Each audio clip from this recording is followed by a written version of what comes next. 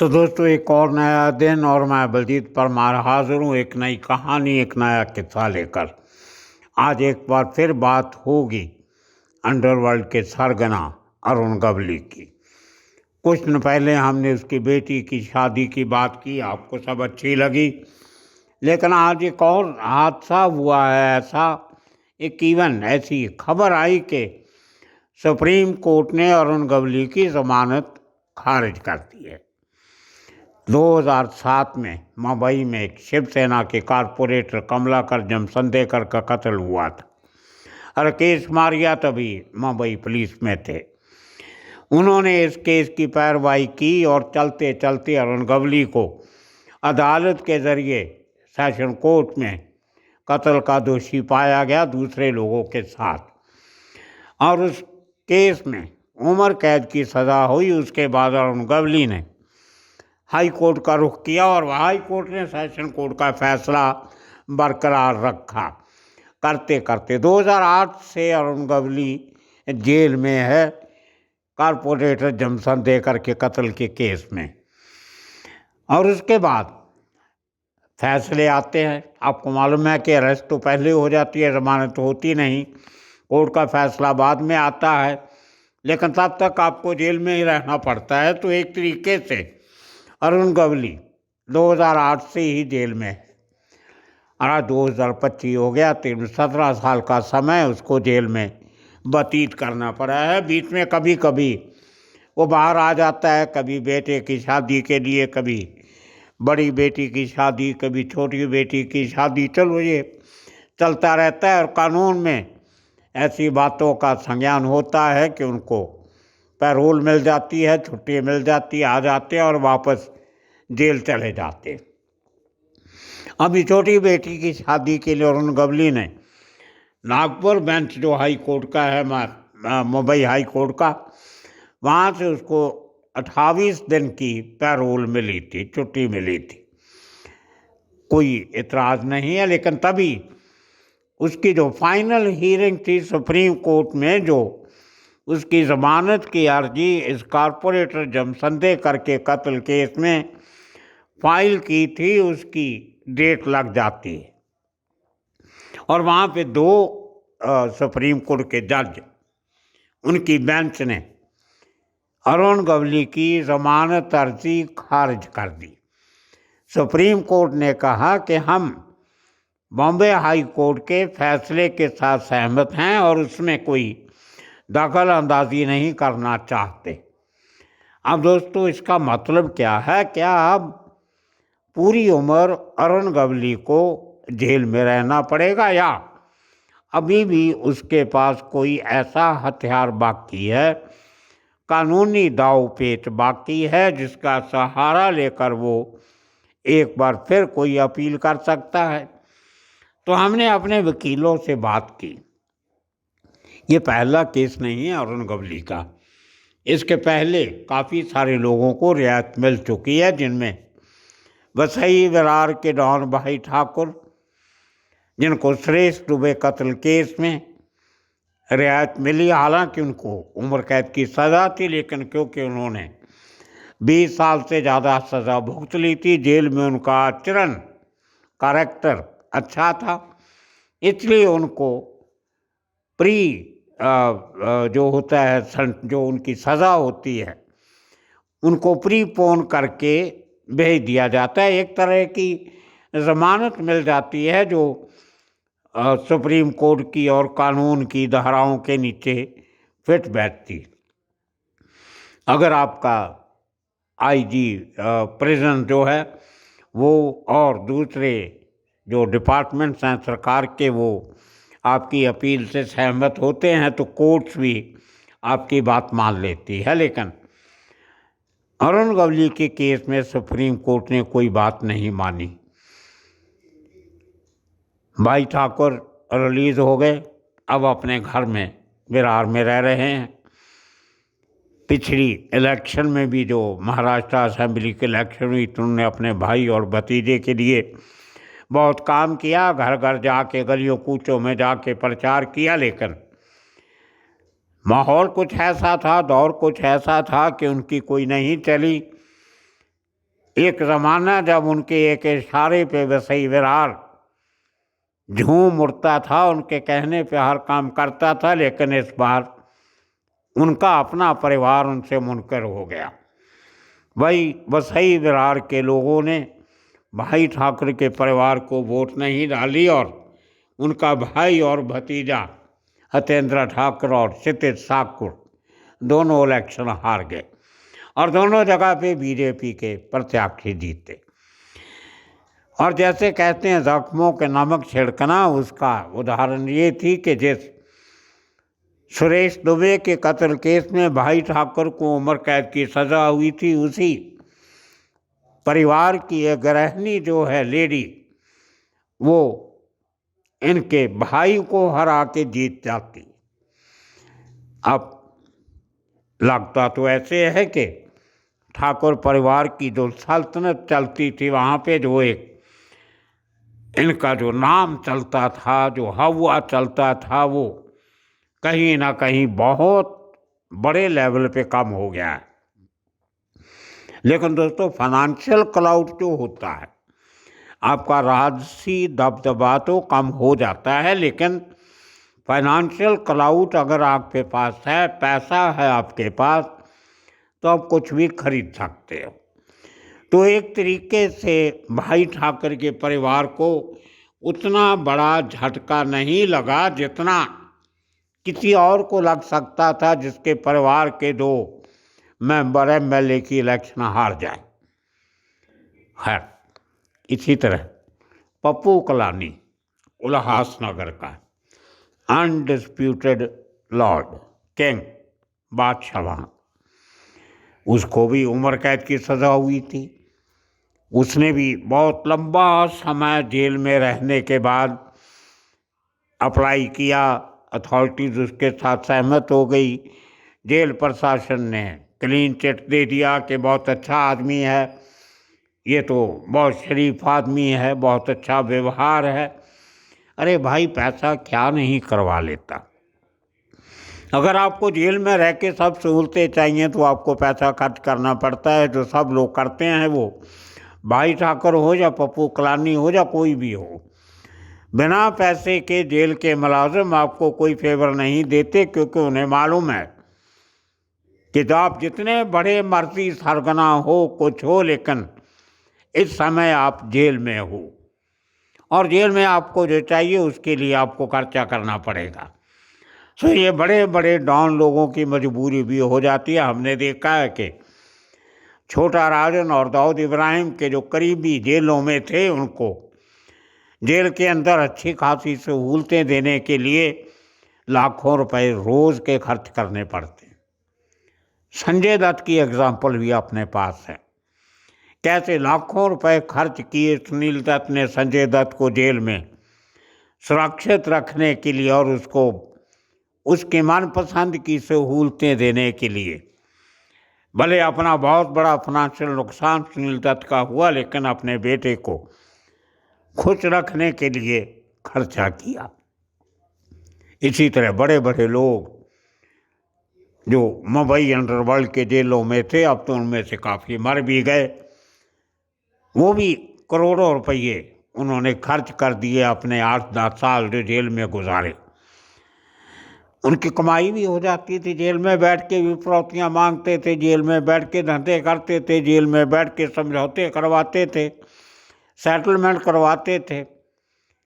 तो लेकिन आमदन से खर्चा कहीं ज़्यादा जेल में हो जाता है। ये अंडरवर्ल्ड के लोगों को समझ तब आता है जब वो जेल चले जाते हैं। उनको तो ऐसे लगता है कि उनके सामने किसी की बोलने की हिम्मत नहीं। दोस्तों, आपको सुन के हैरानी होगी कि देश भर की जेलों में जो स्टाफ होता है जेलों को कंट्रोल करने का, उनके पास उतने मोबाइल फ़ोन नहीं होते जितने उस जेल के अंदर के कैदियों के पास होते हैं। जेलों में बैठ के ड्रग के धंधे चलते हैं, फरोती के धंधे चलते हैं और हर किस्म का गलत काम फ़ोन के ज़रिए जेलों से होता है। कंट्रैक्ट किलिंग होती है, बड़े बड़े लोगों के मर्डर होते हैं, सब सरगना जेल में बैठे हैं।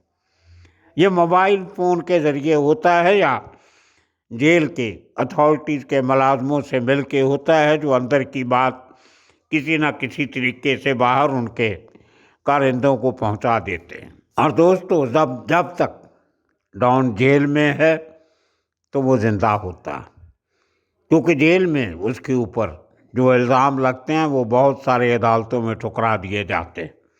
लेकिन जब वो जेल से बाहर होता है, कोई छोटा सा इल्ज़ाम भी लगे तो उसको दोबारा अरेस्ट होना पड़ सकता है और पुलिस के जूते खाने पड़ सकते हैं।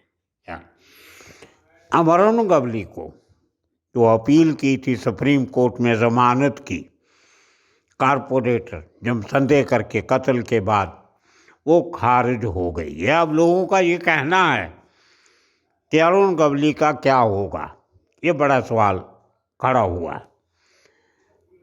हमने अपने वकील दोस्तों से बात की, ये तो उन्होंने ज़मानत अप्लाई की थी अरुण गवली ने, जो बॉम्बे हाई कोर्ट ने ठुकरा दी थी। लेकिन एक रास्ता अभी भी बाकी है।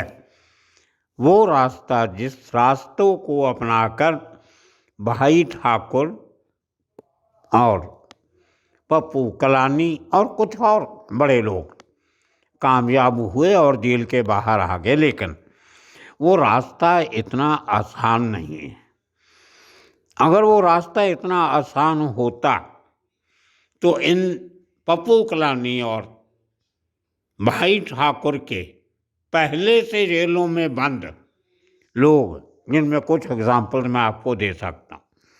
बबलू श्रीवास्तव पिछले तकरीबन 30 सालों से यूपी की जेलों में बंद है। अब 20 साल के बाद तो वो भी जमानत के लिए अप्लाई कर सकता था, उसने किया भी था, एक बार नहीं 3 बार किया था, लेकिन उसकी जमानत कभी हुई नहीं। और वो जो प्री मैच्योर रिलीज की बात होती है गुड कंडक्ट पे, वो भी उसकी बात नहीं मानी गई और वो आज तक जेल में है।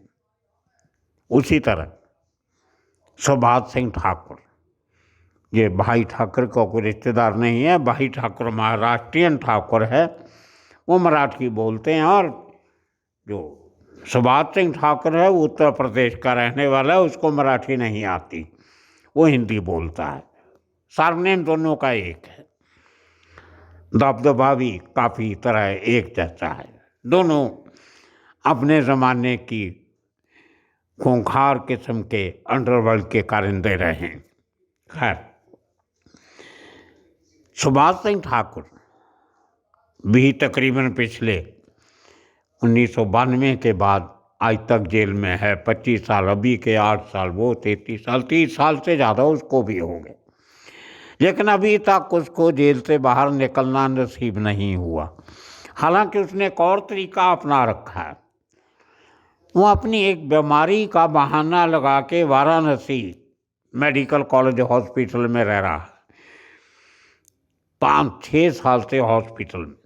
पिछले 2-1 महीने पहले उसको एक मेडिकल बोर्ड ने एग्जामिनेशन किया और उसको सही पाया गया और उसको जेल में वापस भेज दिया गया। अभी कल ही मुझे किसी आदमी का वाराणसी से फ़ोन आया, हमारी चैनल देखने वाले का, कि सुभाष सिंह ठाकुर दोबारा से हॉस्पिटल में आ गए। कमाल है, हॉस्पिटल में रहना है तो वो घर जैसा होता है, आपको आपके प्रियजन जो हैं वो मिलने आ सकते हैं, आपके चेले चाटड़े आ सकते हैं, आपके चाहने वाले आ सकते हैं, आपके कारिंदे आ सकते हैं, और आप हॉस्पिटल में मोबाइल फ़ोन का इस्तेमाल शरेआम कर सकते हो। आपके पास फ़ोन नहीं है तो भी जो आदमी आपको मिलने आएगा उसका फ़ोन आपका ही होता है। तो ये सब बातें अंडरवर्ल्ड में चलती। उसी तरह छोटा राजन गिरोह का एक खास आदमी यूसुफ बचकाना, उसके ऊपर हमने काफ़ी एपिसोड बनाए थे। जब उसने जेल में से हमें फ़ोन किया तो और बहुत सारी जानकारी दी थी, जो 6-7 एपिसोड्स में हमने आपको बताई। अब उसको भी 20 साल से ज़्यादा जेल में हो गए। उन एपिसोड में उसने कहा भी था कि उसने अर्जी दी हुई है अदालत में और शायद उसकी ज़मानत हो जाए, जो उसको बाहर आने का मौका दिया जाए या मिल जाए, लेकिन अभी तक वो भी नहीं हुआ।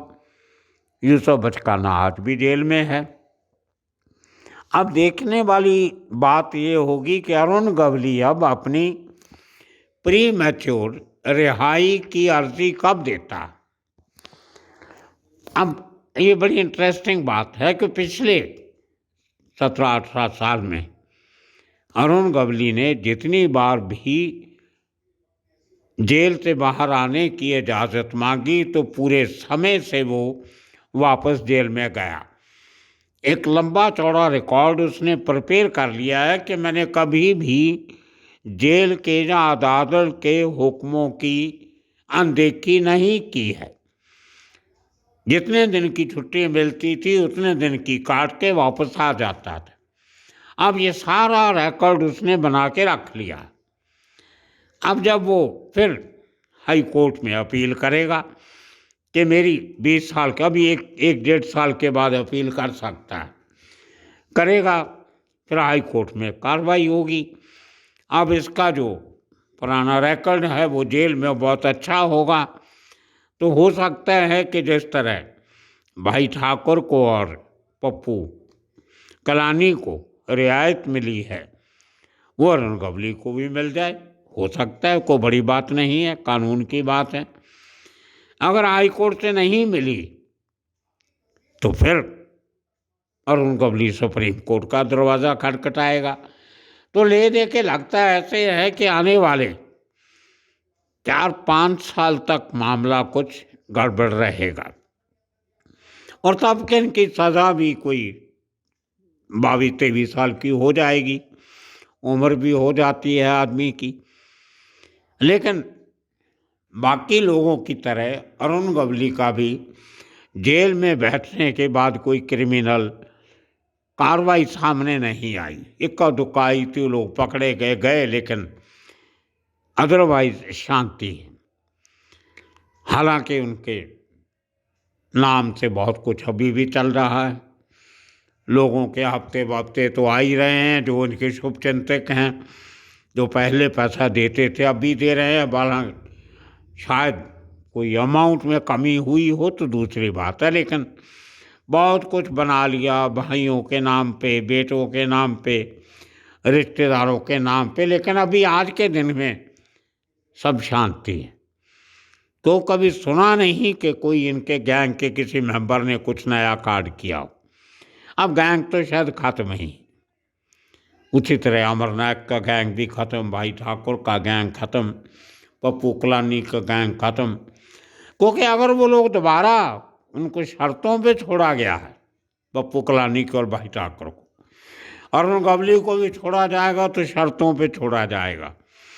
अगर इनके किसी गैंग मेंबर ने कोई पंगा ले लिया, कोई गलती कर दी और पुलिस ने इनको इम्प्लीकेट कर लिया, इनको वापस जेल जाना पड़ेगा, क्योंकि सज़ा मरने तक उम्र कैद की है। वो पुराना ज़माना गया जब 14 साल की उम्र कैद होती थी।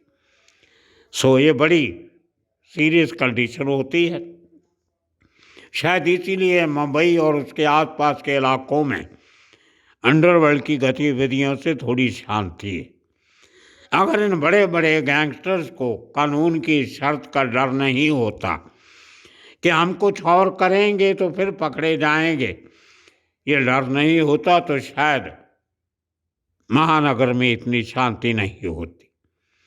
सो दोस्तों, इसी किस्म के किस्से कहानियाँ लेके फिर हाजिर होंगे। अब देखना होगा अरुण गवली का जमानत रद्द होने के बाद अगला कदम क्या होगा।